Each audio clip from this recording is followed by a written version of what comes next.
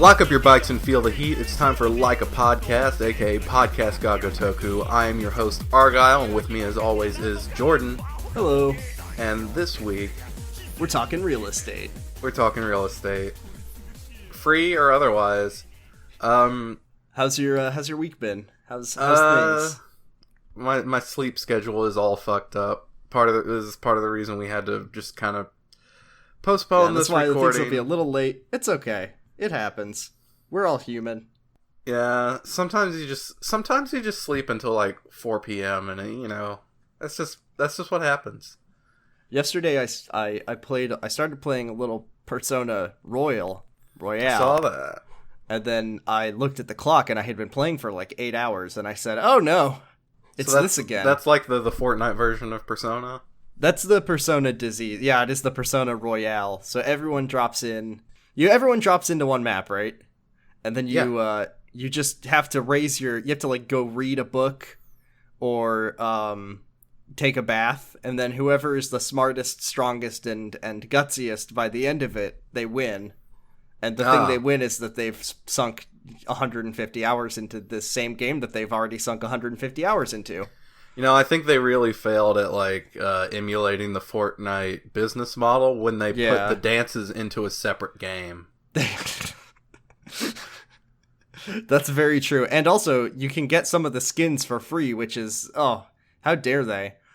So what else? Oh, I've also been playing Doom. I don't know if we talked about that last week. I think we did. I don't think you had been. Oh, that's right. I've hopped on the Doom train. It's good. I like using. I got the super shotgun, and I thought this weapon is all right, but I think I'd rather just use my normal shotgun. And then I got the meat hook upgrade, and I said, "Oh, this is the only weapon I'll ever use for the rest of the game." I'm all about that armor life, so it's a lot of flame throwing and meat hooking, and that just really gets me through the game. I mean, I am of the opinion that the super shotgun is one of the best weapons in all the video games. Just kind of a perfect. I would be inclined to agree. Kind of a perfect weapon, from its beginnings in Doom 2. It's always been fantastic. And the thing is, they improved on a perfect weapon, and the way they did that is by adding a grappling hook to it, which also sets things on fire if you can get good at it. Yeah, and they also added a grappling hook to Persona. It really is, once again, the year of the grappling hook. It's always the year of the grappling hook. Remember when there was a year of the bow in video games that everyone just got a bow for some reason?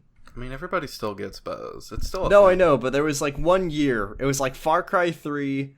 and then, like, Crysis 2. Tomb Raider. I think also Tomb Raider, yeah. When is Kiryu gonna get a bow? And a grappling hook, for that matter. That's what I'm wondering. Maybe Yakuza 8. We'll finally get Kiryu swinging around Kamurocho like Spider-Man. So, let's talk about our chapter, shall we? Yeah, let's go. Do you want to refresh our listeners? Because we've had 2 weeks away from our good friend of Kiryu. So let's, what's he been up to? So this is Jordan's cheeky way of telling me that I'm a fool for not taking notes on the recap that we get. You have a recap in your mind, surely. Yeah, I guess. There's an in-game recap with a female narrator that tells you what happened in the last time you were with whatever character you just took a break from. So, previously in the tale of Kazuma Kiryu, he got accused of murdering a man in a back alley when he did not really do that. He beat up a bunch of Dojima goons and got kicked out of his own volition. He wanted to get kicked out. Yeah. But this did not save Shintaro Kazuma, his father figure and like superior in the Yakuza, who is in jail from kind of getting the axe blade on this. So he set out to investigate and ran into a man named Tachibana who runs a real estate business. After some investigating, he decided to join up with Tachibana because he found out that Kazuma also knows Tachibana. And that's where we are now. So, let's see. We start in good old Yoshida Batting Center. It's chapter 5, by the way. An honest living. An honest living. So, Keep that in mind. The living we are making in these chapters is an honest living. Honest. Just something to think about. Honest. We're no longer a criminal. We don't not just doing solve issues with our fists. We're not doing anything dubious. So we're taking some swings with our good buddy, Akira Nishikiyama. Good old Nishiki. He's sort of shooting the shit with Kiryu about Tachibana, who, by the way, Kiryu is now officially an employee of Tachibana Real Estate. And Nishiki can't even believe it. I wish I could get a job that fast. Yeah, I know. I wish my dad could get me a job like that. Sometimes it's all about the people you know, isn't it? Yeah. So Nishiki's like, I can't believe you're a real estate agent. Well, that isn't really an honest career if you think about it. Huh? An honest living, huh? Just a little cheeky realtor joke. Kind of like, the B movie did some really profound and groundbreaking comedy about lawyers that no one ever said before. What if Yakuza... Yeah, imagine a world without real estate agents. Yeah. Imagine a world without landlords. So apparently Tachibana, Kiryu tells him that it's not only that they're going to help clear my name because they have that information network. However, the cops do know his name and they did find his prints on the body. So that's not great for Kiryu's whole situation. Yeah, so nonetheless, Tachibana is pulling strings and to at least slow roll the investigation, if not entirely stop it. So Kiryu's got he's got like a couple days, but that's you can't stop Tokyo PD, but you can slow them down. He brought a big box of donuts to the cops, and that'll keep him busy for at least a couple days. They're like, oh man, just they're eating out of that donut box like a hog trough. They are going buck wild. He used his construction connections to get a large crane to lower an entire shipping crate's worth of donuts into the Metro PD building. And then that's it for their work. No crime is going to get solved in the next few days. We can't let these donuts go to waste, boys. We got to eat them all. Nishiki is genuinely impressed by that. He's like, wow, it's this Tachibana guy. He knows how to get his hands on some donuts, doesn't he? He must have a lot of money to buy that many donuts. He must have contacts in like some grocery supply company if he can. He hit up every Dunkin' and Krispy Kreme in Tokyo to get these donuts. So he hit up NY Donut. Yeah, he hit up NY Donut on Theater Square. So it's time for real estate, but because as long as they're working to find the owner of the empty lot, the big important empty lot, Kiryu's just gonna pass the time by grinding punching the clock, cranking all night in the real estate factory. But first, he needs to learn the ropes of the real estate, and he's gonna go meet our good friend Oda. Remember Oda? He's still alive. His brain has not fallen out from his large cell phone yet, and he allegedly, and he's hanging out at Cafe Alps. And he's gonna give us a little business tutorial. Who's going to sue us for saying that? About the cell phone. We're getting big cell phone has been breathing down my neck since I was like 14. They've been breathing down Oda's neck too. They're gonna make his brain fall out. Yeah. So first, before he can meet with Oda, he's been assigned a task to get some new duds. He needs some new clothes, and you look since he doesn't too much know like shit, a thug. Yeah, you look too much like a Yakuza kid. You need some legitimate businessman clothes, and not like the joke kind. Yeah. And because Kiryu doesn't know shit about buying clothes, that's why he called up Nishiki. Yeah, so Nishiki knows a place in Nakamichi Alley where a lot of new hosts go to shop, so they're gonna go there. Kiryu, I heard of this awesome shop. It's called Old Navy on Nakamichi Alley. Great deals. Yeah, they call it The Gap. It's called Ross, and you can dress for less there, Kiryu. I hear Bernie Sanders shops there. I love Nishiki says that the place is called Men's Suits. Yeah, it's just men's suits. I think it's really funny because that is both a terrible place for a business to be called and also an extremely difficult place to say in English when it isn't so hard to say. It's kind of like the demon's souls of men's fashion. Yeah, men's suits. Men suits. So if I learned one thing about fashion and real estate, it's that it's good when you show up on your first day dressed like a host. So that's good, and we're gonna go there. To get Kiryu's outfit change. Yeah, well, I mean, to be fair, Kiryu was like, well, I don't have a lot of time, and I want to do it here in Kamurocho. So Nishiki's like, well, fuck. That leaves us basically only I got a note suits. from Sega, and they said that they're not making another map. They're not making a map for the clothing store. And La Marche is too expensive. So we go to men's suits, and Kiryu and Nishiki are kind of perusing the racks. He points out, he's like, "This." You get a sequence where you get to customize Kiryu. You get to customize your very own business suit. It's kind of like Red Dead Redemption 2. You can choose what kind of belt buckle. You can tuck your pants into your shoes. You can cut Kiryu's hair. I like Nishiki's like, this is the bargain rack, and I have a coupon. This is what you can afford. And then Kiryu's like, hey, what about this gray one with the red shirt? This one looks and so Nishiki me. says, no, that's fucking disgusting, dude. That's Never fucking wear that in despicable. your life. Never wear that shitty suit. I hate it. Yeah, basically we don't get to see any of the suits that Kiryu's looking at, but we do get to see the one that he picked out. Oh, Nishiki picked that one Sorry, out. Nishiki picked out, but Kiryu loves it. Nishiki picks one out, and Kiryu tries it on, and we get to see it. It's a double-breasted white pinstripe suit with peak lapels and an orange shirt with gold chain print. It's so you, Kiryu. I think it's the biggest. I think it's Sega's trick, because we know what Kiryu's outfit is that he wears for the rest of the series, right? And I feel like this is great for the seasoned veterans, where they're like, time to pick out Kiryu's new suit. And then they're like, how's this one? And then this is what he's wearing for the rest of the game. That's just a grade A prank.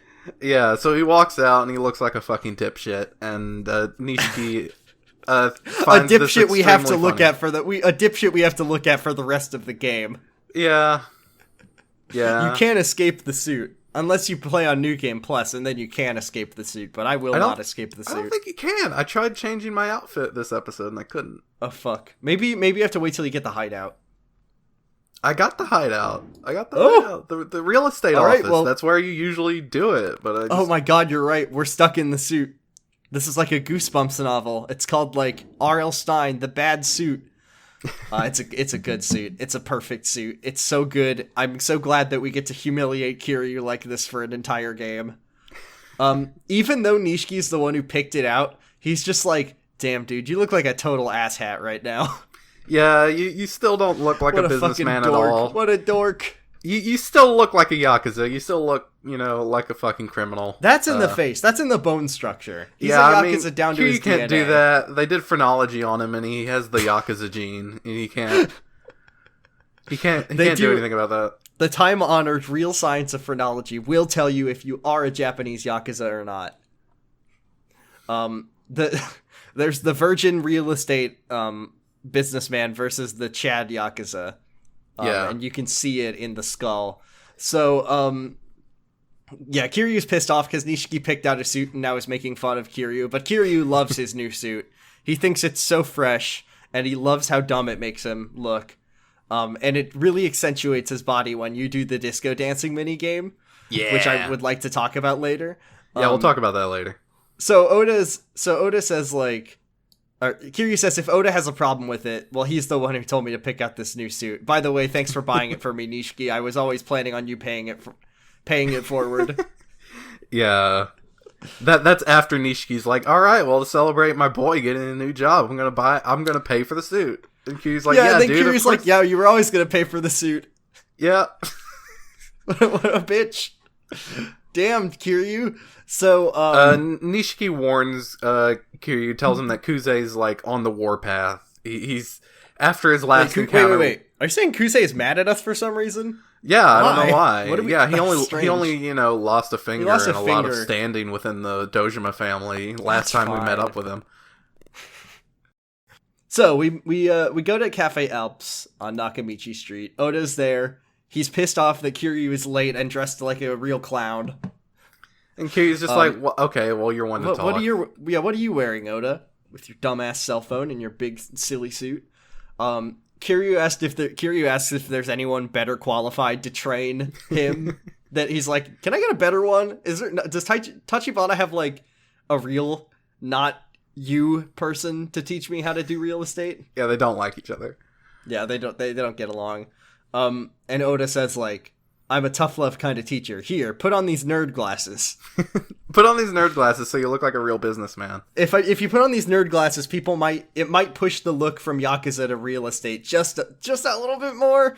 I think the saddest thing about Yakuza 0 is that you don't get to wear the nerd glasses for the entire game. Yeah. You get it for like, just this chapter. Yeah, there's like 10 minutes total where you wear the glasses. Like you wear them here and like a couple of times during the real estate side stuff. And then at the very, very end of the real estate, you get a little peek of glasses. Yeah. But unfortunately, nerd glasses Kiryu was just not meant to be. So this is where we get like real estate quiz 101.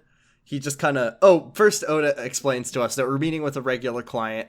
He's rich, he's old, he's stupid, and he's run afoul of a horrible squatting problem. Oh no, this is so sad. So Oda tells us about squatters and how they're bad and how squatters' rights are bad. They're a stain on society. They're an injustice to landlords. You know, he says it's so sad if you mistreat those squatters, the police will. They'll be on the squatter side. If you try to beat up a squatter, then the police will arrest us. Police will get mad at you. This is so sad. This is so sad. Like if you agree. Like and share if you think that landlords deserve more rights. So yeah, people will give 5,000 likes to a picture of a sexy woman. What about this picture of a landlord? Of a sexy landlord. A sexy landlord. Let's see Yamanoi shirtless. So he says that the squatters will take over the property and then they'll extort sizable relocation fees. But yeah, you can't even beat them up. That's so sad. So he says that it's their job to get the squatter out of the property before the new owner needs to spruce up and flip the building. Mm-hmm. So, and the owner wants to resolve this problem with as little money as humanly possible. So that's great. And also, guess what, Kiryu? You now have your own business cards. Yay! All right. So here's the question I have for you. Who's the less ethical character in the story? Is it Kiryu for helping kick out squatters and work with landlords, or is it Majima who's about to murder a blind woman? So far we're not doing so great vis-a-vis our two main characters, are we? Fuck. I guess Majima. I guess murder is worse. Murder of a disabled person. Kiryu, you're not winning any points right now, bud. Yeah, that's not good for Kiryu. It's not good for his brand, is it? But you know what is good for his brand are these slick business cards. Hell yeah. And they come with their own little business card case. If someone handed me a business card with my name on it and told me to do landlord crimes, it'd be hard to say no. I would say no, but I would think about it for 1 second more. Be like, wow, a card, a piece of paper with my name on it. It's like I'm a real person. So, this is where we get business quiz. Would you like to walk us through I fuck this up every time. I can never get it right. I've played this game. I've played this part at least 3 times. Yeah. And I've still always get it wrong. So the first question he asks is, what table you want to sit at? Yeah, so there's 3. There's one near the front, one near the back, and there's one that's got like a bloopy arcade screen on it. One in the back. Yeah. One in the back. Yeah. So the one you're supposed to pick is the one in the back. The one near the back, not the one in the back. The one near the back. If you pick the one in the back only has 2 chairs. And it's also got like Space Invaders on it. Well, that's not a problem.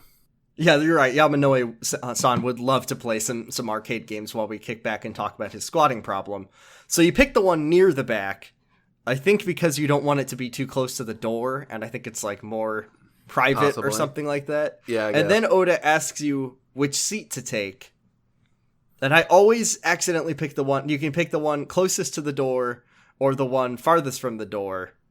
And I always pick the one farthest from the door because I think it's like, oh, well, then he doesn't have to walk around the table. Yeah, that's what I think too. I'm like, okay, Exactly. so I'm sitting further from the door, so I'm facing him when he walks in, and then he can just sit down right there. But it's like, see him Oda's like, no, you fucking idiot. How dare you offer him how dare you sit at the head of the table? You're the worst business. The head of the table is the chair furthest from the door, and the foot is at the one closest to the door, so we need to sit at the foot because we are the servants or whatever. We're the servants. If you knew that, leave a comment below. And then there's one more easy question, which is the waiter comes over and he says, "What do you want to order?" You can order coffee, you can order beer, or you can order nothing at all. I don't think Cafe Alps even serves beer normally. I think this is a trick. This is Oda's trick. He told the waiter to ask us if we wanted a beer. Yeah. I will say the first time I played this game, I thought it was really funny to choose the worst answer, so I definitely did sit at the arcade table and order a beer. But you're supposed to order nothing because you're supposed to wait. You're supposed to wait for the guest to show up. Yeah, most of the time I order coffee, but I remembered this time to order nothing. Yeah, because if you're already showing up and you've already ordered, that's inconsiderate. So if you pick enough right answers, Oda says, "Wow, you must have learned something in the Yakuza because of all your etiquette." So, or if you just pick one right answer. Oh, does he even? Okay, cool. Yeah, he's like, I only got the last one right, and he's like, wow, they must have drilled that into you after years in the Yakuza. You're sitting at the head of the arcade tables, but you're not slamming a beer, and therefore they must have taught you something great in the Yakuza. So Yamanoi-san arrives, and then you get the greatest QuickTime event in history, which is you have to press triangle to whip out your business card. Yeah. And it's a quick one too. Yeah, you do it. It's during a cutscene. Like, this is unprecedented. This never happens in a Yakuza game. Yeah, it's just really testing how much you care about business. Yeah. So this never happened before or since in any Yakuza game. You have to press triangle to present your business card. So you do it, and he gives it to him upside down because Kiryu's an idiot. He's a fool. But they're you can get like a frame perfect input, and he'll still do it upside down. This is like he has what it takes, but he's not there yet. He's got a lot to learn. So let's talk about the squatting problem. Our poor landlord and his squatting problem. I'm crying. His name is Yamanoi. Yeah. So the problem is there's some guy named Suji who's been squatting in Yamanoi's building, but he actually hasn't asked for a price to move yet. Yamanoi wants to solve this for 5 million yen or less, which like Oda and Kiryu are like, whoa, that's absurd, maybe dude. Suji just wants a place to live. Yeah, maybe he just wants a place to live. Maybe he just wants a place to live. Yeah, 5 million yen, which, I mean, Kiryu and Oda are like, whoa, that's absurd, dude. You really want to pay that much? Yamanoi's just like, I just want to do this as quietly as possible, especially since the Suji guy, he has the Yakuza, like, backing him. Uh-oh. Or he says he does. And Oda's like, okay, this is... Oda's like, hey, this is the perfect situation for our boy Kiryu. He is a Yakuza expert. Sometimes he even dresses up like Yakuza and goes out and beats up people for fun. He's a Yakuza otaku, you might call him. Just absolutely destroyed by Oda in the middle of Cafe Alps. Just slaughtered. Have you ever been put on blast so hard in your life in front of a client at your landlord job? He pretends to be a Yakuza so much he got a cease and desist from the Tojo clan. Like, just telling him to stop. They didn't even get violent with him. They're just like, hey, stop this. You'll see this guy in the streets hitting people with bikes, but don't worry, he's not a Yakuza. He's like a dragon. So, Oda says that Tachibana himself has declined any payment in exchange for the kindness that Yamanoi has shown the company. So he's, not only is he doing dirty deeds, but he's doing it dirt cheap. Damn. So, basically we have to go to Tenkaichi Street, and deal with this problem. Oda says, we leave Yamanoi for now, and Oda tells Kiryu that he's going to handle the negotiation, but first, you need to go and get a confectionery gift box for our friend Suji. Yeah, That's we're playing as business etiquette. Kiryu again, so we gotta go back to the convenience stores. Yeah, that's the right convenience store. In case you're playing, it's the one by Maharaja and It's the batting M-Store. cages. It's M-Store. It's M-Store. Is it any M-Store? I guess There's only matter. one M-Store. Oh yeah, it's M-Store by Maharaja. You can know it's Maharaja's store. Yeah. And you get the Of confectionery course, gift box. I did first go to Don Quixote and then Papo and then M-Store. You always go to Don Quixote because you're always like, well, Don Quixote has everything, and they never. And really, the lesson to learn from these games is that Don Quixote doesn't have anything. You can buy an umbrella there. You can buy an umbrella and you can buy expensive cologne, but you can't buy a confectionery gift box or potato shochu or I guess you can buy the champagne at Don Quixote. Yeah. So we're now at the Sugita building. That's the building that Yamanoi just bought. Mm-hmm. Oda knocks on the door. He does his business etiquette 101, which is when the squatter opens the door, he just slams the door open and walks inside with a box of chocolates. Yeah. And then he says, wow. Well, like, while Suji's hands are occupied with the box of chocolates, he slams the door open. Basically, what Tachibana and his crew are less of a real estate company and more of a sweets distribution service. Very aggressive one. Very aggressive sweets distribution. So Oda's like, Tsuji is holding this box of chocolates. Oda's like, wow, you really have your work cut out for you cleaning all this shit up in here. And Tsuji's like, I'm not leaving it anywhere. I like this place. And Oda says, if you don't get out of here, we'll be back with an edible arrangement in 2 days. I'm gonna give you one of those giant fucking Rice Krispie treat sculptures, and those you're gonna have more chocolate covered strawberries than you'll know what to do with, bitch. I hope you like Godiva, bitch. So Oda says that the building belongs to Yamanoi now, and Tsuji is like, sorry, sir. Civil Code Article 395. Unfortunately, you can't really evict me, and I have previous residents have up to 1 month to vacate the premises, and the short-term rental tenants are legally protected by law. And then Oda sheds 5 tears. It's so sad. Somewhere in the city, Tachibana's heart just starts aching, and he doesn't know why. But unfortunately, we're gonna have to take the law into our own hands here, folks.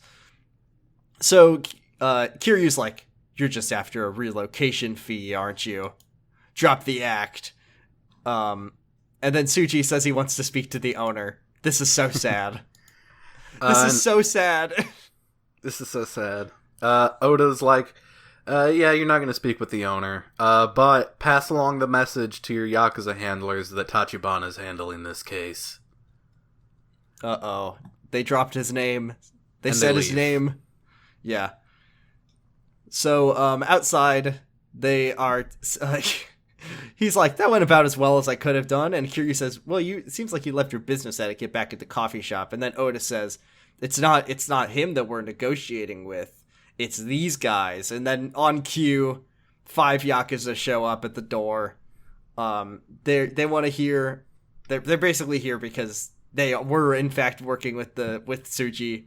They're like, hey, we hear you got some trouble with a squatter. We'll if you give us some money, we'll take care of that problem for you. For only a low price of 7 million yen, we'll get rid of this guy, which Oda does not like. He's like, yeah, we're not going to negotiate with you. And also, Kiryu, this is where you come in. I think you can help out here. The police protect the rights of the squatters, but they do not protect the rights of the Yakuza, so feel free to go apeshit on their faces, Kiryu. Kiryu takes off his glasses first. Yeah, that's the end of Nerd Glasses, Kiryu. What a sad story. So, yeah, Kiryu beats the shit out of them, and then we find out that he asks them what family they're with, Kiryu does, and we find out they're with the Taihei Association of the Tojo clan. That's our old buddy Iwano's family. Remember Iwano? Yeah. So we've just beat up some of Iwano's boys. Yeah. And they say we'll come back later with Iwano because that's not great for Kiryu's brand, is it? Kiryu's gonna have to be making a lot of apology videos before the end of this game if he wants to not get his head chopped off by. Better get yourself a dog, Kiryu. Yeah. I've done a lot of growing online, and I'm just so sorry to all my subscribers that I've offended if I've offended or hurt you and the Tojo clan, if I've beaten up anyone that you know or work with or ruined lucrative business deals, I just need to say that I'm sorry.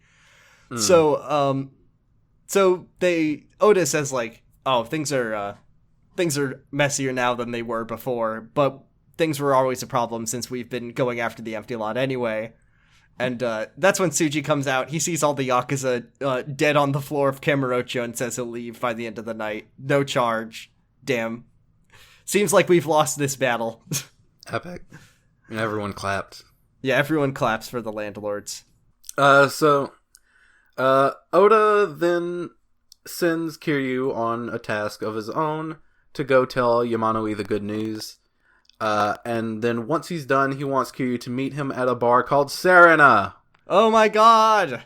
Do you think it means anything? No.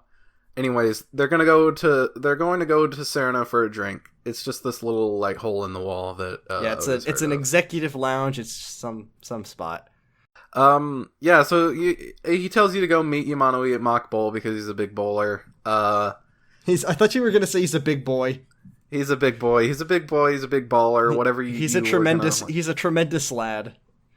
He is a. No, he actually is. No, he's actually quite a small elderly man. Yeah, yeah. So on your way there, you see two guys, a toady and a man of wealth, talking about Yamanoi. Actually, by chance, and they're like, "Wow, boss, you really gave Yamanoi the what for? It'll be no time before you drive him out of business." And the man of wealth, whose name we learn is the Leisure King.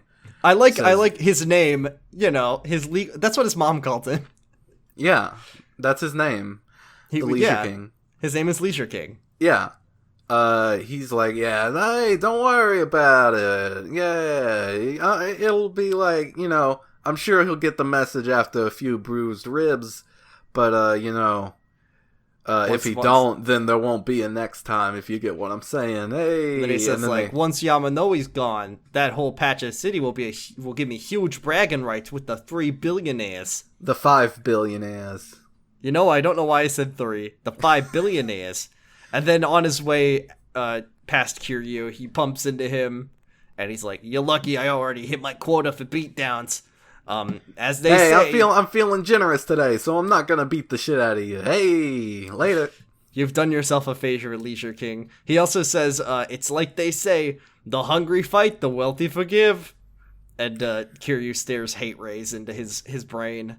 And then Leisure King says, never stand in my way ever again, or I'll kill you.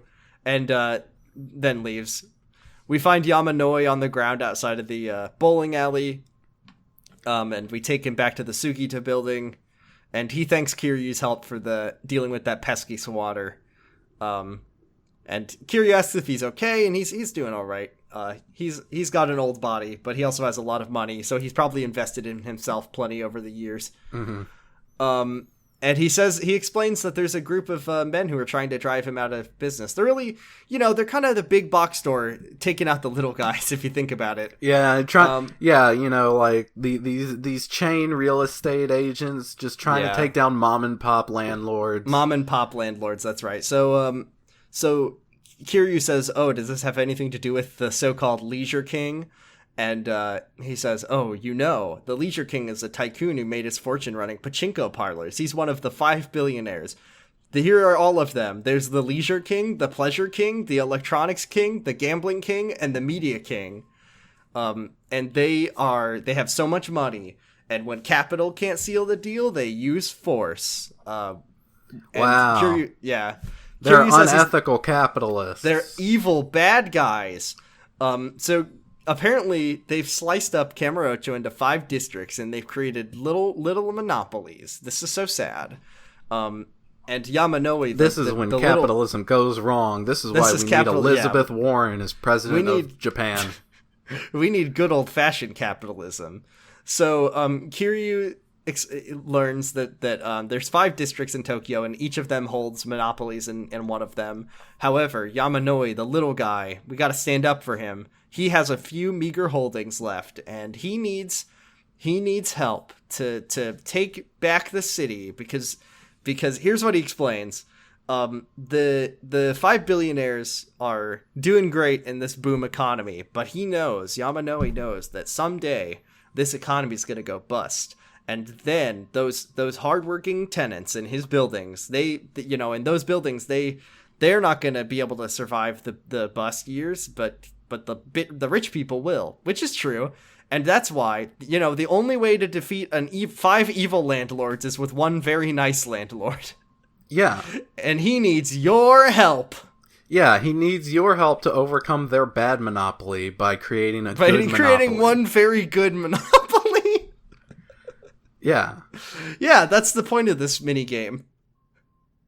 So this is when we, Yamanoi says he needs the right man for the job. He needs the right protagonist to help him with this venture. And with Kiryu's overwhelming physical strength and, uncompromising sense of justice, he thinks that Kiryu's the man for the job. Yeah, with his cool nerd glasses and his big white suit, he'll take over the Kamurocho real estate like it's absolutely nothing.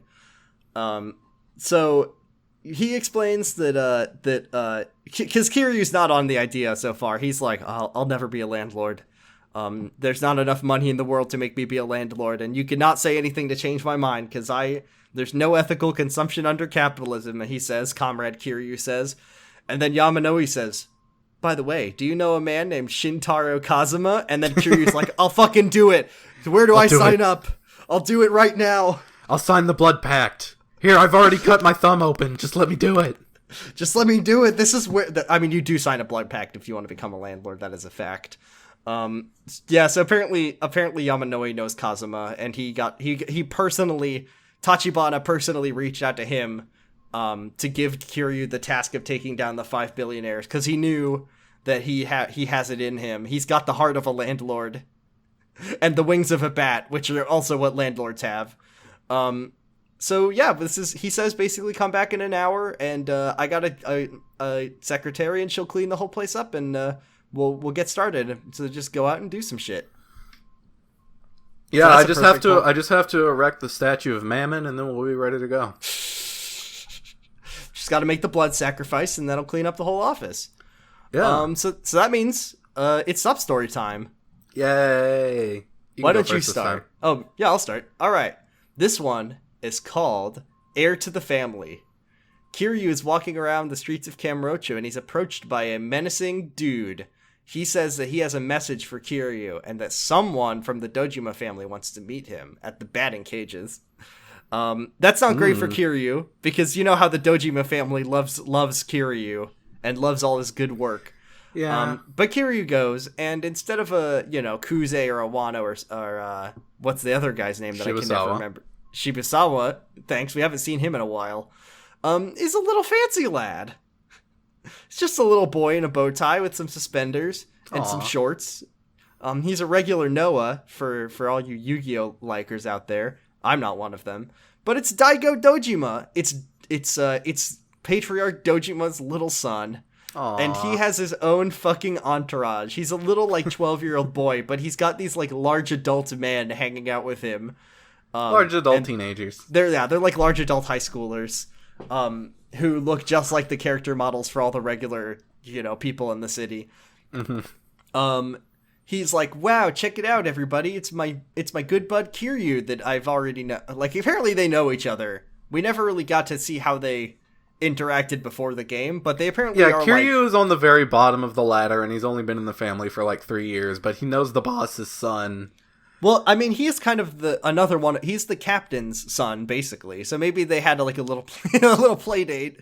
Kazuma's like, all right, I have a really important mission for you. You've just finished your collections, but young Daigo is having trouble putting his Lego together. Can you go help him out? I was gonna do exactly that bit. Fuck. Exactly, just hey, you need to help Daigo Hey, with his Kiryu, Legos. I'm Kiryu-kun. I'm building Ninjago. Want to play with my Bionicles, Kiryu? So, I got the Millennium Falcon, but there's so many pieces. I don't know what to do. There's so many pieces. I can't do it, Kiryu. My rich dad got me the big 5,000 piece Millennium Falcon, and I don't know how to build it. Damn, Daigo, is that the Death Star? Want to build it with me, Kiryu-kun? So So we've helped him build his Lego before, but right now he's hanging out with his teen friends. He explains that he got kicked out of his dad's business. One of the guys is like, "Would you pop a boner in the boss's office?" Yeah, we're out here popping the biggest boners. We're popping the biggest boners. We're popping the biggest boners. Yeah. So Daigo wants to hang out with Kiryu, which pisses off his entourage because they were gonna get a free arcade party out of this little boy. But he tells them to go away, to hit the road so they can hang out together. Kiryu says that they used to hang out all the time, but if someone saw them hanging out right now, it would be bad news because the Dojima family wants his fucking head. But apparently Daigo's dad is too busy for him, probably trying to get Kiryu's head on a platter, so... I don't know about that. I think Dojima himself has, like...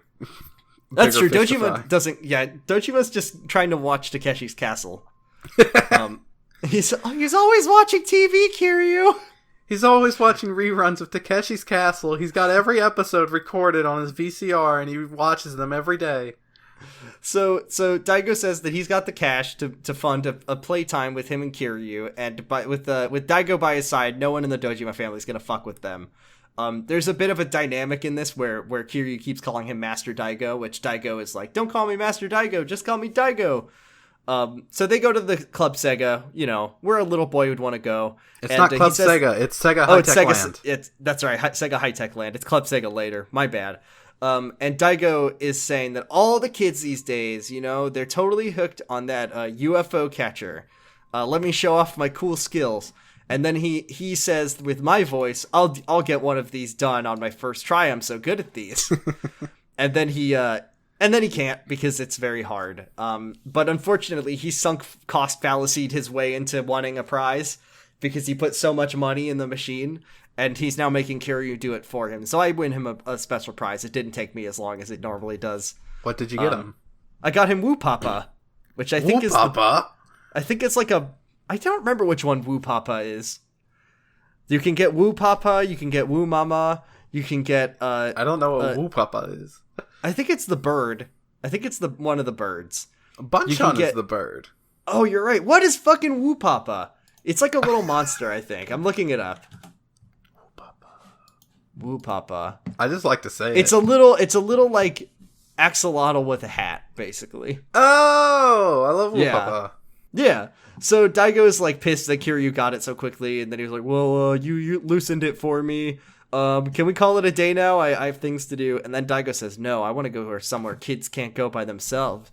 Have you ever heard of Asia?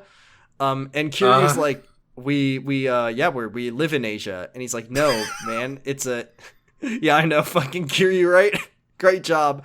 It's a bikini bar, or we could go to a telephone club, or I heard there's a place in town where you could watch cat fights. What? Excuse me, Daigo?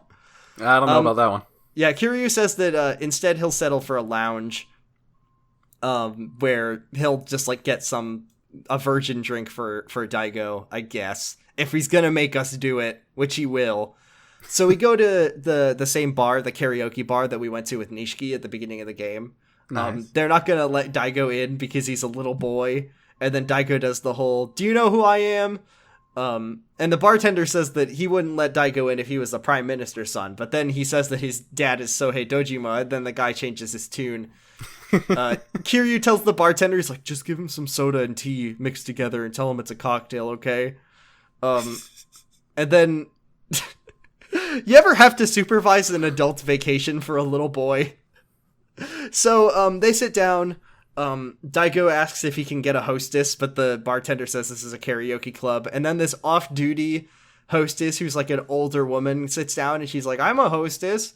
And then she says like, Daigo's just being such a shithead, a little shitty boy, just a little garbage can. And he's just like, "I don't want to be around you. You're ancient. And get out of here, lady." Right? He's just complaining. And then he's like, "What is this drink? This is just, there's no alcohol in this." And then Kiryu explains, he's like, "Well, sorry, Daigo. I told them to make you this drink. And also the Daigo I know would never take pleasure in mocking a woman. That's not proper etiquette." You need to act like a real man, little boy. Bartender, can you get this little boy some women-respecting juice? Can you get this man a hot glass of women-respecting juice on the spot? Make it snappy. So Daigo then explains, he's like, oh, Kiryu, I'm sad. I just got no one to talk to. And then, he says, like, everyone's always trying to get something out of me, whether it be money or Lego. And Daigo says that they're leaving, and Kiryu apologizes to the bartender as Daigo leaves. But by the time Daigo is left, some masked thugs have already kidnapped him. But they're also, if you look very not closely, you can see that they're wearing the exact same outfits as the entourage that Daigo was hanging out with at the very beginning. So they take Daigo to Kidnap Alley in the Champion District, where every character who ever gets kidnapped in this game goes. You beat their asses, obviously. You stick a syringe in their asses. You stick a syringe in their ass and kill them. The fight is over, and Kiryu unmasks these fools, and it is the entourage, from the hit TV show Entourage. Yeah. Kiryu then says like, these guys would wait, hold on. Kiryu explains that the guys would never raise a finger against the Prince of Dojima now that they know their identities. And Daigo's like pissed. He like wants these guys dead. And then he says, you know what? I won't kill them, but I'll make sure they can never walk again. They only hang out with me to mooch off me, and they're not my real friends, and they also tried to kidnap me. So then the high school shitheads are like, please forgive us, Mr. Daigo. And then Daigo is like, well, you had the time of your life beating me up when you had your masks on, but now that your masks are off, you're trying to beg for forgiveness. I'll have your legs removed. And then Kiryu, like, he's just like, shut the fuck up, you little shit. Fuck you. He says, like, you want to be around a spoiled rich kid who gets his way by throwing around his father's name? Fine, be my guest. And he goes to leave. And then he says that, like, torturing a defeated foe is beneath a man's position in the world. And then he says that, like, he won't let Daigo go down a bad path, even if he has to suffer consequences. So I'm going to teach you a lesson that you won't soon forget, Daigo. And then right before Kiryu beats up this child, which once again is not winning Kiryu many points in my book at the beginning of this series about Kiryu. But before he does it, Daigo starts crying and apologizes, and we get a little time pass, and Daigo has calmed down a bit. He said that he was finally happy that someone put him in his place, because his dad never, his mom and his dad are never around. He never gets disciplined. They just let him do whatever he wants. And Daigo says, like, or Kiryu tells Daigo that if he keeps throwing his father's name around all the time, he'll never find people who measure up to him as his peers.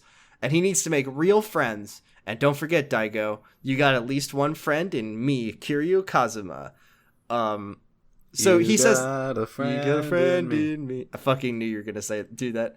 So he offers, they do the whole song in Kidnap Alley. And then, fucking Bacchus is like, hey, boy, you've learned about musical theater, your fourth combat style. So he says, Daigo, I'll walk you home. But then Daigo says, I'm going to do it myself. I'm done partying on my parents' dime. And then Kiryu says that he'll become a man in 2 games, Master Daigo. And then Daigo says that he's changed now, so please don't call me Master Daigo. Call me Daigo. Daigo-san. Call me Mr. Daigo, not Master Daigo. And then he says, one day I'll call you, Kiryu, and I'll buy you a drink someday. And Kiryu looks forward to it. And that's the end. That's the last time we ever saw young Daigo Dojima. Aww.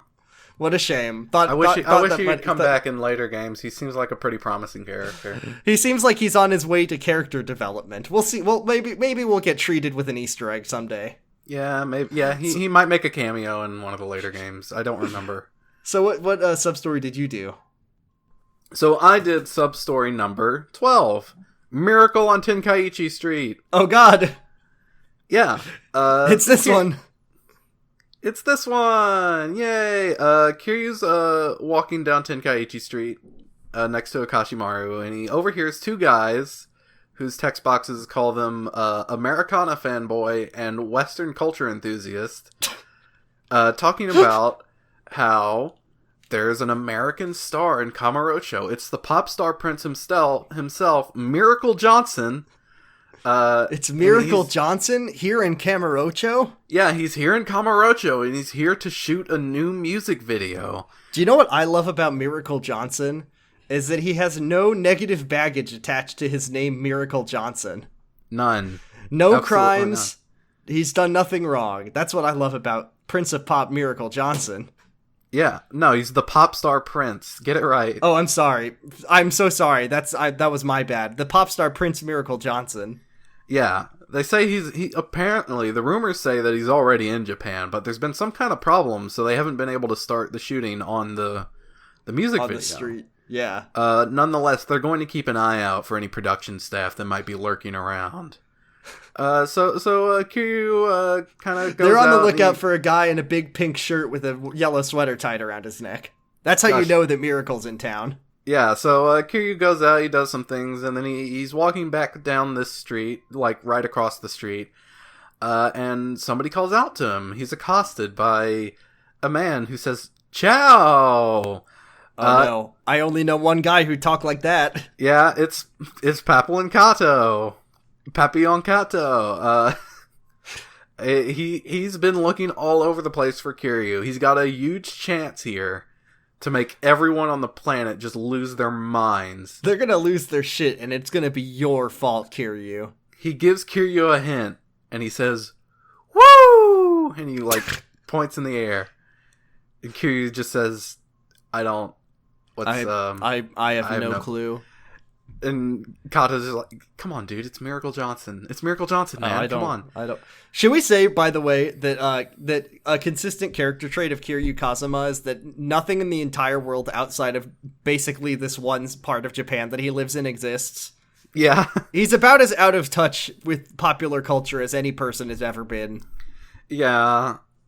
He doesn't have any excuse at 20 years old either. I mean, I guess he was in an orphanage, but, like, he spent the last 3 years, like, in the city. Like, I don't know. He seems like he should at least be somewhat, all he know is bowling, disco, dancing, sing karaoke, eat hot pot, and lie. And Kiryu's like, oh, I heard about that guy 5 minutes ago. It's so strange. I just heard about Miracle Johnson, the pop star prince. And Kato's like, oh, wow, really, dude? Come on, what is wrong with you? Whatever, man. Look, so I've got a job for you. So, like, just like you heard, he's shooting a new music video, but there's been a little problemo holding up El Shudo, if you get what I'm saying. This fucking guy. And you're the only man who can solve the problem. Kiryu agrees to help. Kato explains a little bit. The problem is, it's Miracle himself. He refuses to perform until his demands are met. He's one of those celebrities. He's a perfectionist. He wants everything in this shoot to go exactly right. So the thing is, the video involves Miracle Johnson dancing through a horde of attacking zombies. And so they've been telling the zombie extras, like, hey, don't, like, actually attack him, don't, because you're gonna hurt the guy. But Miracle got wind of this, and he's pissed. He wants this to look real. He wants the real zombie experience. Yeah, he wants it to look genuine, so it doesn't. He could have at least waited for Dead Souls to happen. So the thing is, Kato wants Kiryu to protect Miracle from the zombies, so the zombies can go all out, but they'll have Kiryu in the way. Yeah. And I guess makes sense. They'll edit him out in post, or he'll just be in the music video. They'll put him in a green suit, and then they'll just edit him out. Yeah. So they're going to meet with the director to hear more about what's going to happen. So they go to Earth Angel. They meet with the director, who is a blonde honky from Hollywood named Steven Spining. Oh, Director Spining. Director Spining. What kind of movies has he directed? Oh, he's directed such hit, like, #1 box office movies as Indian Jeans and A.T., if you're more of a sci-fi fan. I fucking hate that little creep A.T. always eating those Skittles. Yeah, AT, he eats Skittles, and then there's the iconic scene where the boy, he's on a unicycle and they ride over the moon. That they actually say that in the game. So yeah. Kiryu's like, I think I might have heard of one of those. These sound like pretty great obscure movies. And they're like, great. Fantastic. That's all we need. Great. Can you beat up some zombies for me? Also, this is my assistant Lewis. He doesn't matter. They're like, let's introduce the man himself, the star, the pop star prince. And it's Miracle Johnson, who does his signature miracle walk into the room. It's a miracle. Let's hit that beat.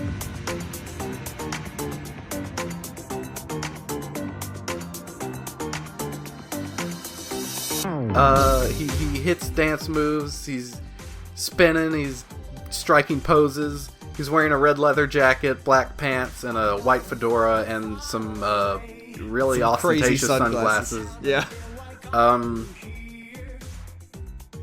And just, this is basically just like, I love this part, it's just like, Kiryu's like, what the fuck is happening? Like Miracle's dancing, he's striking poses, Spining's like, wow, Miracle, you're so cool. Lewis is like, wow, you're so cool. Miracle's like, Spining, you're the best director ever. He's striking poses. Kiryu has no clue what's going on. He's like, what the fuck?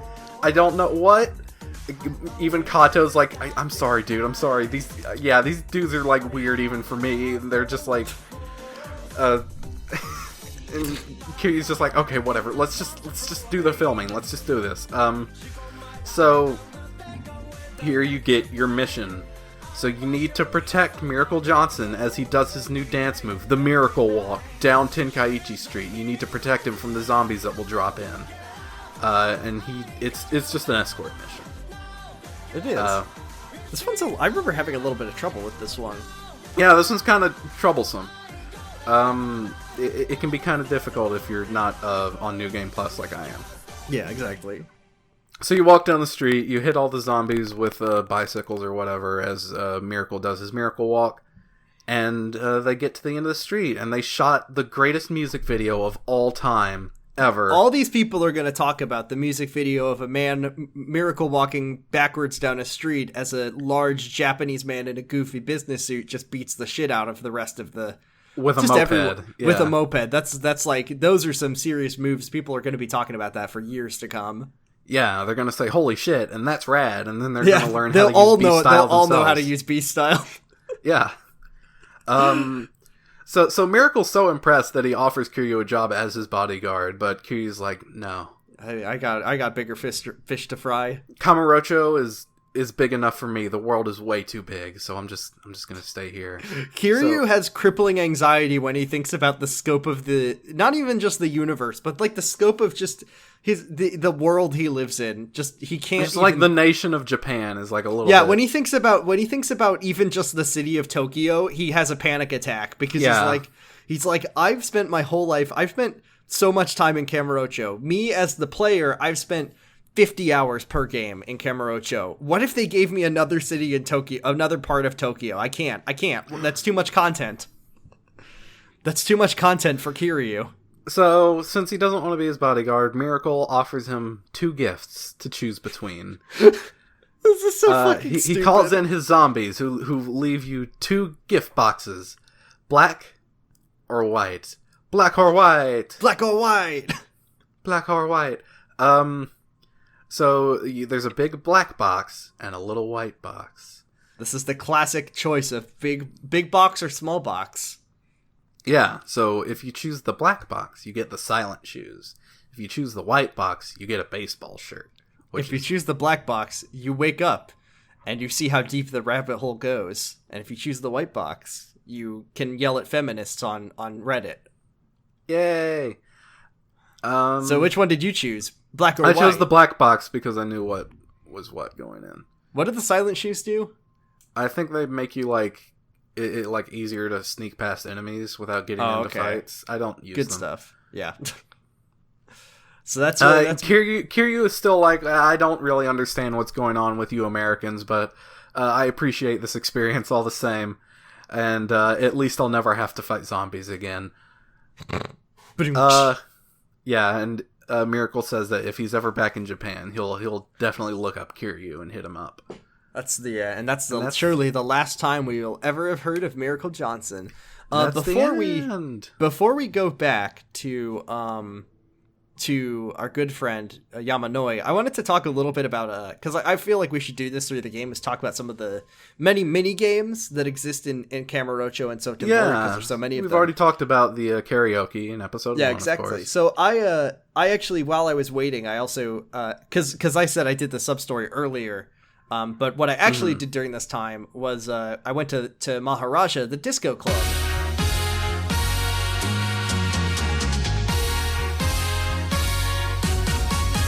Hell yeah. And if you ever wanted to see Kiryu doing the biggest asshole dance moves you've ever seen in your life, he's doing the monkey, he's doing the shopping cart, he's doing the sprinkler, he's doing the Macarena in his big goofy suit and striking poses, this is where you come. Unfortunately, the minigame, in my opinion, kind of sucks. Here's my thing. I'm quite a fan of rhythm games in general. And the concept for the disco dancing minigame is interesting. So it's basically a dance floor grid, and you control a little icon that's kind of an angry-looking Kiryu guy. And you have to go to the specific positions on the grid to hit the notes. However, you get bonus points if you take an extra long path. So if you go out of your way to on your way to get to the note on the grid, you get bonus points. The problem I have with the minigame is a couple problems. I think that the D-pad and the analog stick are not precise mechanisms to control a character on a grid like this. It just doesn't feel precise enough. And I really like the DualShock 4 D-pad, and I actually like. I do think it's good. I never feel like I can get across that grid as fast as I want to. I feel like this would work better if you had like a full-on joystick or something. And I also feel like the actual like rhythm indicators themselves are just like they're just not good enough. They're just something about it. They're a little hard to parse just because of, like, they overlap some of the time if they're really close together. Like, and also it's usually not too bad. Like, they're usually like, typically they're not really close together. But if they are, it can be kind of hard to read because there's a lot of, like, because the thing is, it's like a square enclosing on the square that tells you when to hit it. Exactly, and they overlap. And also, if they're close together, you'll have multiple of these squares overlapping and shrinking, and you have to read like the sign that's underneath. And if you're colorblind, that's an extra layer. The other thing is that I have a problem with the disco dancing minigame is that, you know, in a good rhythm game, the button presses are timed well to the music, and they are in this, but once again, because of that weird imprecision, it's really hard to tell what the rhythms are supposed to be. So it's just that much extra hard, like that much harder to anticipate. I don't know. I've never really had that much trouble with the rhythms. I play so many rhythm games, and I can never. This is the one that I'm so bad at, like just fundamentally getting the notes hit. I just can't do it. But that's my problem. On the plus side, you do get to see Kiryu's asshole dance moves. You get to see him do breakdancing and flip and do stunts. And when you get the like bonus gauge charged up, you get to just unleash a special dance move. So there's a couple sub stories that have to do with the disco club, and maybe we'll talk about them. You basically probably get not, to do because they're kind of basic. You get to I just needed to cough really bad. You get to do dance off MIDI with some different people. And, it's basically the same, but like you have a score to compare against, and you know, at the end. I will say one entertaining thing that my brother told me, because Sam from Jurgenit has been playing it too, is that he's been doing these, and he did the one where an attractive woman dances off against you, and then she's like, Kiryu, I'd love to dance with you naked with our bodies entwined at the end. And then Kiryu's just he's like standing there smiling vacantly, like, I wonder who I'm going to get to challenge to a dance off next. So that's good. Anyways, let's head back to the Sugita building. Yeah. So Kiryu gets a message on his pager. It's 89-01104. 89 meaning all set, and 01104 meaning come by, of course. As we all know. Yeah, as we all know. So you get there and you're introduced to Yamanui's secretary, Marina. She's an octopus girl, and she hosts a show called... she's in a pop group. She's a pop solo act, and she calls her fans the Diamonds. The two Marinas that we know. She's a DJ. She has a friend named Pearl. She likes ketchup, and I don't know what else. Haven't played that game in a while. Yeah, so this is where you're introduced to real estate. The real estate side story. Yeah. Do you want to go over this? Because you're going to be the one that's managing this part. That's true. So we're splitting this up. The way we're going to do this is that we're splitting this up into... I'm going to take the real estate minigame, and then the one that Majima gets, Argyle's going to take. So I guess I'll explain how this works. So the real estate is... when you go... So first of all, the office is completely cleaned up and now looks like a real business office. It looks great, etc., etc. There's like a little model of the city in the center. I want one of those. I know, me too. And then you talk to Yamanoi, and this is like the worst tutorial I've ever seen, and it's the worst kind of tutorial where he says, here's how you do it. And then it says like real estate tutorial, page 1 of 9. Yeah, I mean, this is basically every Yakuza like minigame and side game. It just gives you 9 pages to read of how to do this, but it's so simple. So if you haven't played this and you want to know how to do this, here's how it works. It's an idle game. Not like Idol, but like Idol that you play. Yeah, we get the Idol game. Yeah, you have to pick 5. all your favorite Love Live characters. No, that's in Yakuza 5 is what I'm saying. When we get that's right. We do get an Idol game in Yakuza 5. I'm glad you cut me off before I had to try to come up with some names for what the characters of Love Live are, because I don't know them. So the way this works is that you go out, you buy your properties, which Yamanoi gives you a little cash. He gives you like 15 million, just a little cash, a little bit of his capital, to go out. You buy a spot. Kiryu pulls out his briefcase and says, "I'll make an offer in cash," and it's very dramatic and delightful. And that building now belongs to you, and it increases your profits as you collect. You go to the office to start a collection, which basically says like you're activating your profit collecting, and by the end of the collection time, you can now get all the money that you made from your collection. You can upgrade your buildings, which makes them make more money. So there's like E through S rank for your buildings, and then there's also each district, like they said, there are 5 districts, has a manager and a security officer, I guess. Those are people that you meet throughout the game. They are often rewards for finishing your sub-stories. For example, we'll meet later. We didn't get him just yet, but we'll meet later. Remember Masochistic Man, who loved getting his dick stomped on? He'll show up, and he'll be your manager at your real estate place. And there's a couple more ones that I'd be very thrilled to share when we get there a little later. Yeah, you can get managers, security guys, and advisors, who are how you upgrade the properties. Exactly. So, security guys keep the 5 billionaires from taking your properties. If your security is low, your district will become at risk. You'll have to do a little fight. It's quite easy. There's also something called money battles, which as far as I can tell happen randomly, which is where the 5 billionaires, one of them will go up against your property, and you just have to spend enough money to get them to back off. You just mash X, basically. You just mash X to spend money. High recommendations for this is to go to the shrine in Kamurocho, talk to Ukinojo or whatever his name is called. Bob Utsunomiya. Yeah, Utsunomiya. You don't need to talk to him, actually. You just go to the shrine. Oh, yeah, you just go to the shrine and spend the points you get for Say completion. hi to Bob, though. Say hi to Bob. He gives you some extra stuff. He gets lonely. Spend some extra points to get the business mastery perks that let you do your collection faster. Mm-hmm. Basically, you're just going to use the money you spend managing your properties to buy more properties, and then once you do, you'll get to go on against one of the 5 billionaires and move on to the next district. I will be covering this in the coming weeks. Yes. The last thing I wanted to say about real estate was something which I've just forgotten. Oh yeah, it's that's up until this point, old Bacchus told us how to invest in ourselves, and these upgrades are very hard to come by because the only real good money making measures you have at this point are fighting Mr. Shakedown a bunch. But once you unlock real estate, you get a consistent supply of income that gets more and more, make more and more money as you move through the districts, and this is your best way to fund your upgrades. if you're not good at fighting Mr. Shakedown, at least. If you are good at fighting Mr. Shakedown, he's actually still the best way to get money. He still is the best way to make money, but this is the best consistent way to make money, for sure, without risking losing it all. So this is the best way to upgrade Kiryu. Well, the thing is, if you lose it all, you stand to get even more when you actually beat exactly. Him. So that's real estate. We buy a place and we're on our way. So we'll all keep you updated as we play through Kiryu's story on how that goes. Fortunately, with New Game Plus, the buildings actually stay upgraded.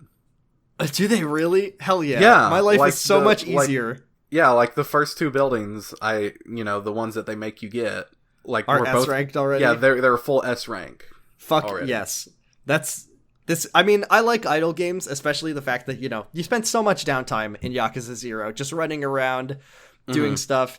And it's nice to just always have that Sugita building to come back to and just collect your money and not have to worry about it. There's no active input that you need to make to do this stuff. So it's good stuff. So that's it. Let's talk. You can. And then you also you talk to Marina. She says she wants to call you Mr. President, even though you're not the president. Yamanoi is, and she says this is her first job as a secretary. Kiryu asks what she did before that, and she says. That's a big juicy secret, heart emoji.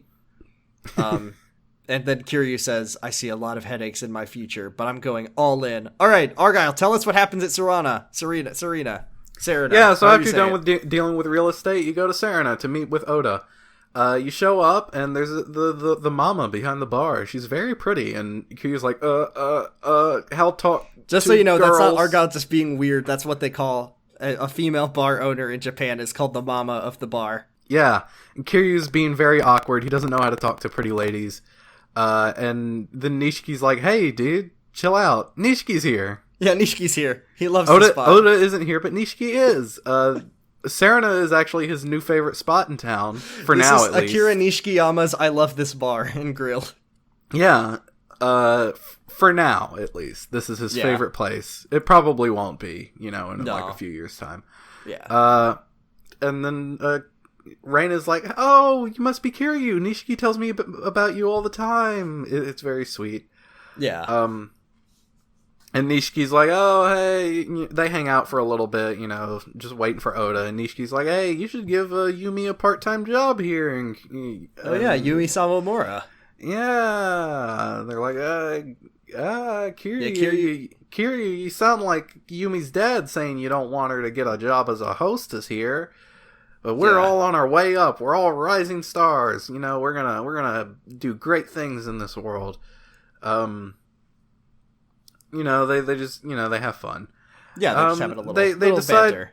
Yeah, it's a fun moment if you know what happens later in the series. Later in the story. In the next game. So while they wait, they decide to do some karaoke, but this time Nishiki gets to sing. Hell yeah! Yeah, so we get Judgment Shinpan Brother Nishiki edition.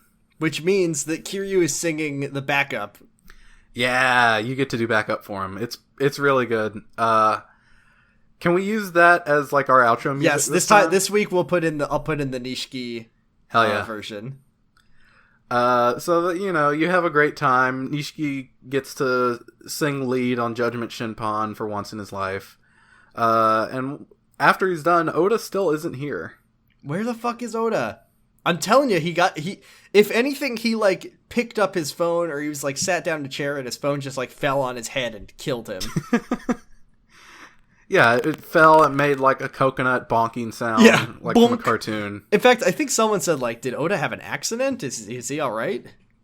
Is he stuck in the children's park bathroom without any toilet paper? Because that always happens in this game. So we go into a cutscene, and Oda finally arrives at the door. About time. He is beat to shit. Oh, no. And collapses as soon as he's at the door. Oh, God. And right behind him are the goons that you beat up earlier, with Awano bringing up the rear. Oh, no. I thought this would happen, and it turns out it did. They told me something bad would happen, and it did. I can't believe that when I fucked with Awano's Yakuza, he showed up and he wasn't happy about it. Awano is fucking furious. He says like, he pulls out Kiryu's business card and he's like, "It's really interesting that the squatter that I hired had this, isn't it? And it's also really interesting that you left the Tojo and have no gratitude for the family because you went to Tachibana immediately after. This is my friend. His name is Okabe. Look at his pinky. Oh, you can't. It's not there. He had to cut it off because of you." Nishiki kind of like speaks up for Kiryu, and Owano grabs his head. He doesn't even try to speak up. He's just like, oh no, he's just like, hey, what the do? Fuck? Yeah. Oh, that's right. He says, "What did you do, Kiryu?" And then Owano slams his head into the counter and makes his nose bleed all over the place. And he's just like, "Nishiki, I'm having a little chat with a civilian over here, and I think you should shut the fuck up." So Kiryu says Nishiki had nothing to do with this. He just ran into him here, and then one of the Yakuza, I think it's Okabe, is like, "Can we beat his ass yet?" And then Owano says, "Absolutely, but do it outside. I want to sit down and have a drink with my good buddy Nishiki." And ooh, who's the sexy mama? Yeah. So they go outside. Kiryu is kind of facing down a bunch of dudes. He's the Okabe, the Yakuza who lost his pinky, says that Kiryu cost them 10 million yen. And he's like, "What the fuck are you doing standing up and looking at me? Get on your hands and knees. Beg for forgiveness, Kiryu." And then, Kiryu's like, "Are you having a laugh, mate? You think I'm going to get down on my hands and knees and apologize to you? Absolutely not. My friends are..." Yeah, you taking the piss. He gives Okabe a kiss and then hits him with a big chair. No, he's like, "My friends are up there in that building. They're bleeding because of you guys." Okabe explains that Oda coughed up Kiryu's whereabouts in just a few minutes, like, "Oh, you think that guy's your friend? He sold you out right away." And then this time, Kiryu's so pissed he just punches him right in the face, and then it's time for a little end of the chapter boss fight. Except it's not very hard, because we're on New Game Plus. Yeah, and Okabe's just like a normal goon with a larger health bar, basically. Yeah. So, what happens next? Yeah, you beat the guys up, and Awano comes out, and he's like, "Oh, wow, impressive. So you actually can throw a punch. No wonder Kuze was having such a hard time. But why don't you try and take a swing at me, huh?" Kiryu takes a swing at him, and Awano just blocks the punch. Yeah, he's a higher up, so he has the power to block. Yeah. And he's like, "Hey, boy, I'm here to get some info. Hey, boy! I'm here to get some info out of you." And he can see right through Kiryu, so every time he asks Kiryu a question, Kiryu just sits there and stares at him, but... I mean, Kiryu's kind of a garbage liar, too, so... Yeah, Kiryu's not a very good liar, and even when he's not saying anything, you can, like... You can just see right through him, so Awano's like, "Yeah, I like that about you." And he's like, "Hey, where's Tachibana? Do you know where the owner of the empty lot is?" And, he gets all can that tell. out of him. He can tell that, like, Tachibana hasn't found the owner yet. And then, but he's got some ideas. Yeah, though. Exactly. So he's like, "Hey, Kiryu, why don't you set me up a meeting with Tachibana? If you do, I'll forget about all this business with the squatter and everything. And, maybe we'll welcome you back into the family or whatever. But if you don't agree to set me up with Tachibana, just this little organization, you might know 20,000 men. Yeah, called the Dojima family. All of them will be wanting to kill you. So, and not even prison will keep you safe. If you go to prison, they'll find you in there and they'll kill you. Yeah, and it won't be a quick death either. Yeah. We'll send you to the torture hole. Kiryu says, "Take your best shot. Why don't you hit me with your best shot? Put another notch in my lipstick case." So Wano says that, like, "Oh, you think that's fine? Not even death's gonna stop us, because once you're dead, we'll go after Nishiki too." And then Kiryu's like, "Oh, okay, fuck me. Like, are you kidding me? All right. Well, what do you even want with Tachibana?" So Awano wants to beat the shit out of Tachibana until he reveals everything he knows about the empty lot, and then kill him. And then he says that he has until morning to decide. Either he can hand over Tachibana or he can die in Tachibana's place. And if he doesn't hear from Kiryu by the morning, he'll add Kiryu's head to his famous head collection. And that's the end. That's it. Chapter 5. Yeah, that's the end of the Kiryu chapter. has just made an honest living. Yay. And now he's going to earn an honest death. Yay! What'd you think of this chapter? It's a good chapter. We finally get, like, we're introduced to the real estate. That's most of it, to be honest. Yeah. Which I like that part of it. The plot is still kind of, like, not moving that much. Yeah, it's ramping up. Next week we get a lot of plot moves, so... Yeah, next week is going to be really good. But I like the real estate because it's kind of a bit, it's a lot of levity. It's kind of a consistent point of comedy throughout the series because this game is pretty serious a lot of times. So between the sub-stories and the real estate, you just get a lot of, lightheartedness.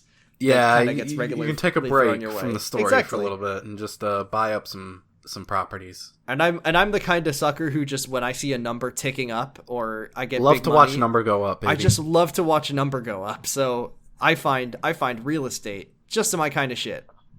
So we actually do not have an essence of education this week because I thought there was nothing particularly that stood out in this chapter to talk about. So we're actually just going to go straight to the close because we don't have any questions either. And by the way, if you do have a question, you can send it to likeapodcast.tumblr. Nope. You can send... by the way, Argyle, last time I was on Jurgenit, and I don't know how much of this Sam edited in or out, I tried to give the our Twitter URL, and it took me like 5 minutes because I couldn't do it. Let me try it on... Oh, R. I thought you meant like Jurgenits. No. I tried to do... Let me see if I can do it. Let me see if I've cultivated my skill, because I've already failed one time, and I am leaving this in so everyone knows that I'm bad at this, because I like to own myself.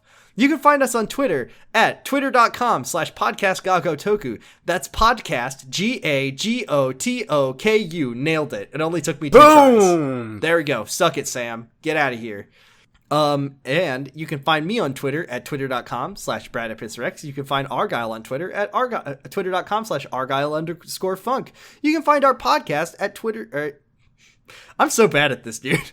You can find our podcast at likeapodcast.libsyn.com. You can tell your friends about us. If you know any Yakuza heads in your family or circle of friends, you can give this to your mom or your dad and tell them that it's about a TV show, and they'll probably listen to it. Do you got anything else to add? Listen to my other podcast. It's called Pot of Greed. It's about Yu-Gi-Oh! We just finished up season 4. I was not on that episode. Did you already finish blasting your way through season 4? Yeah, dog. Legends only. Yeah. Who won? I don't know. I don't think we've tallied it up yet, and we're gonna give out like bonus stars like Mario Party. Yeah, we finished up season 4. It was a lot of fun. You can find them on Twitter at Pot of Greedcast. Cool. And then you can, as I said earlier, I'm on Jurgenit with my brother. We do Secret Life of the American Teenager. We're done with that, but we're reading Season 6 Secret Life of the American Teenager fan fiction, which is, it's kicking off. It's wild. It's crazy. We're on Wattpad. It's a Wattpad extravaganza. And you can find that podcast at secretlifepod.com or wherever you get your podcasts. So thank you very much for listening. And as always, Kiwami means extreme. Bye.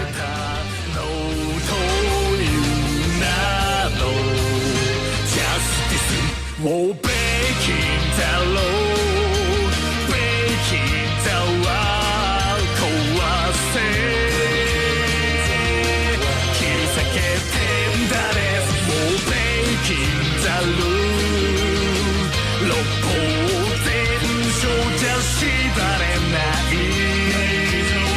波乱分子さ振り上げたが俺たちのジャッジメント愛さえも知らない